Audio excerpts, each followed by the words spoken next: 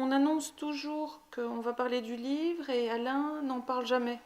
Il fait un texte qu'on pourrait dire de circonstances. En général, les circonstances durent.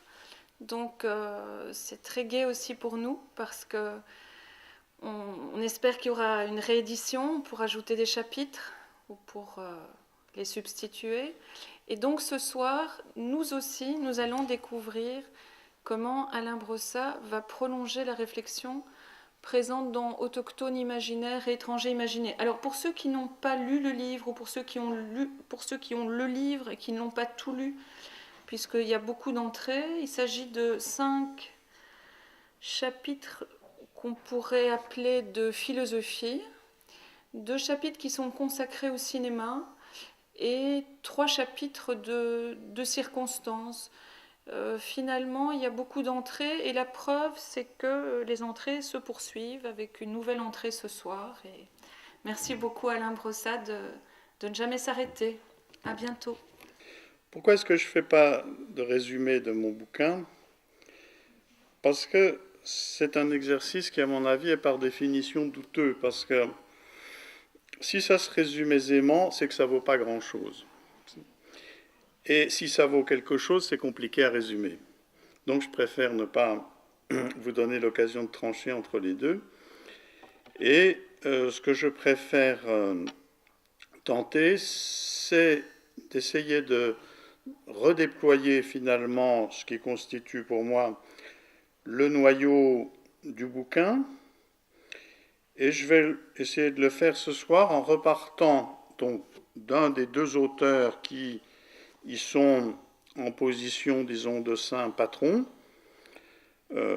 Foucault. Ce soir, je vais partir de Foucault. Comment se demande-t-il un pouvoir dont l'objet et l'objectif premier et dernier est la vie, c'est-à-dire l'entretien de la vie des populations, la majoration, l'optimisation, c'est des notions qu'on trouve souvent sous sa plume, la multiplication des chances de la vie. Comment donc un tel pouvoir peut-il se manifester encore en tuant, en réclamant la mort, en l'administrant, en exposant à la mort non seulement ses ennemis, mais aussi ses propres citoyens ou ressortissants? Le racisme, dit-il, ne date pas d'hier et n'est pas l'invention des pouvoirs modernes. Il existe depuis bien longtemps, insiste Foucault. Mais ce qui est nouveau dans nos sociétés, c'est, dit-il, la façon dont il est entré dans les mécanismes de l'État, dès lors qu'a émergé le biopouvoir. Il est, dans les sociétés modernes, disons les nôtres du moins, en Occident, il est coextensif à l'exercice du pouvoir, dont il est, dit Foucault, un mécanisme fondamental. Et donc le racisme, ça va être un moyen, ça va être l'élément d'un dispositif destiné à gouverner les vivants. Et quel est le geste qui prévaut à l'introduction de cet élément dans le gouvernement des vivants et qui est destiné à rendre ceux-ci gouvernables, c'est-à-dire à créer les conditions de possibilité de ce gouvernement, ce que Foucault appelle d'un néologisme la gouvernementalité.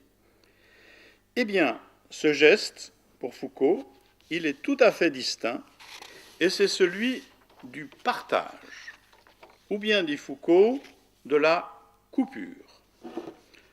Je le cite, « Le racisme, c'est d'abord le moyen d'introduire dans ce domaine de la vie que le pouvoir a pris en charge une coupure.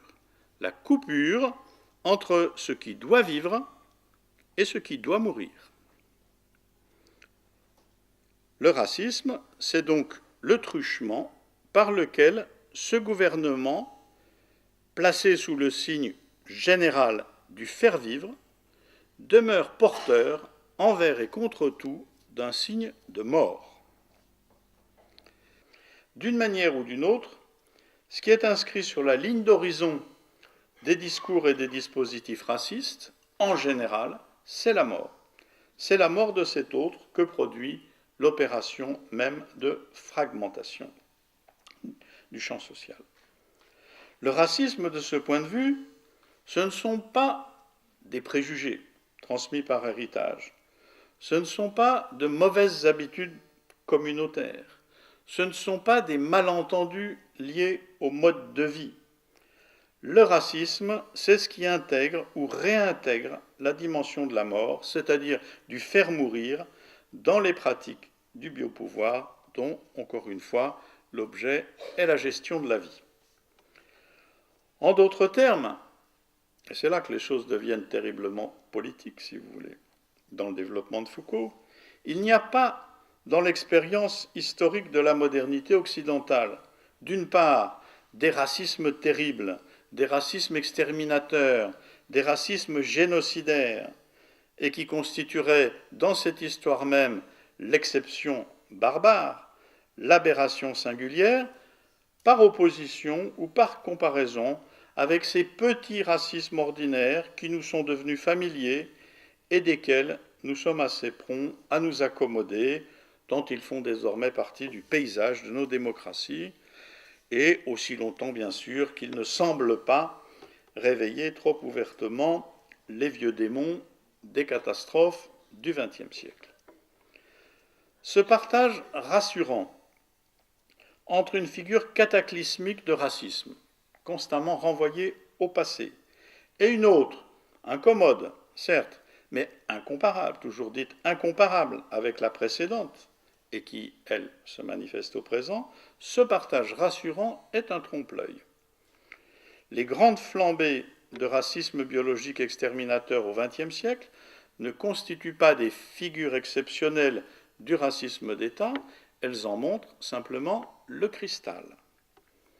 Pour comprendre cela, il suffit, par exemple, de se déplacer du théâtre européen, qui nous est familier, qui est notre théâtre de référence, bien sûr, vers, par exemple, celui de la guerre du Pacifique, pendant la Deuxième Guerre mondiale. Que ce soit dans la propagande japonaise ou dans celle des États-Unis, surtout celle des États-Unis, je dirais, l'animalisation et la bestialisation de l'ennemi sont les prémices imaginatives, discursives, qui créent les conditions favorables à des formes de guerre totale, c'est-à-dire des formes de guerre dans lesquelles aucune des supposées lois de la guerre ne sont respectées. Ce qui veut dire concrètement que pour les GIs en guerre dans le Pacifique, les soldats japonais sont bel et bien, littéralement, des monkeys, des singes, et la pratique, en conséquence, la pratique consistant à confectionner des colliers d'oreilles prélevés sur le corps des ennemis morts au combat est routinière. Chez nous, on voit très clairement comment, depuis un certain nombre d'années, dans la langue de la xénophobie d'État, la figure du clandestin, avec tous les guillemets qu'on veut, cette figure a pratiquement remplacé celle de l'immigré, de naguère. Mais cette figure de l'immigré, si on fait un peu de généalogie, elle en avait elle-même remplacé d'autres. Le Félaga, au moment de la guerre d'Algérie, le Métèque, dans les années 30, etc., etc. Mais on peut donner des illustrations plus frappantes encore de cette variabilité, de cette plasticité.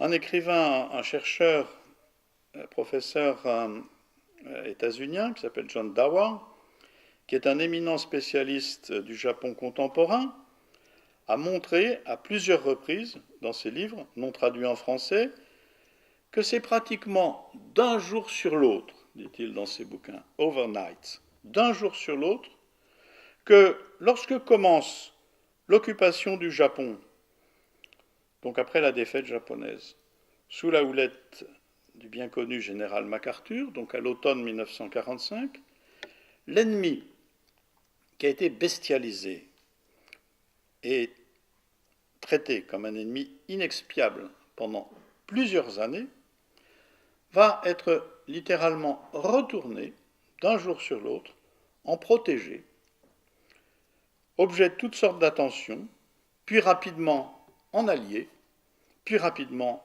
en ami politique, ceci dès l'avènement de la guerre froide et le déclenchement de la guerre de Corée. La gauche vertueuse, la gauche propre sur elle, a focalisé toute son attention sur les provocations de Le Pen, le père, entièrement placée qu'elle était, cette gauche, sous l'emprise d'une sorte de fantasme, de fantasmagorie qui était celle d'un retour des vieux démons du nazisme et de l'antisémitisme. Et pendant que toute cette gauche vertueuse faisait masse dans la rue contre le fascisme qu'elle voyait devant la porte, lorsque l'énergumène en question a éliminé Jospin du premier tour de la présidentielle, du second tour, pardon, de la présidentielle, au premier tour, elle ne voyait pas, ou si peu, ce qui se jouait sur la vraie scène, celle où, pièce par pièce, se construisait le dispositif étatique de criminalisation de l'étranger précaire, le clandestin, et ceci dans une parfaite continuité de gouvernement de gauche en gouvernement de droite et réciproquement. À force de repousser Le Pen et le fascisme, ils ont porté sur les fonds baptismaux les Sarkozy, les Hortefeux, le ministère de l'immigration, une grande première en France, patrie des droits de l'homme, comme chacun sait. Et aujourd'hui, ils n'ont plus ni Hortefeux, ni ministère de l'immigration, mais à la place, un ministère de l'Intérieur, socialiste, qui se targue de ses performances en matière de reconduite à la frontière, lesquelles sont, il est vrai, supérieures à celles de son prédécesseur sous Sarkozy. Voilà par exemple donc ce que l'argument développé par Foucault dans ce cours nous aide à comprendre, et c'est un bon exemple, je pense, plaidant pour ma paroisse, de la façon dont un travail philosophique donc peut se convertir en geste politique. Voilà, je vous remercie.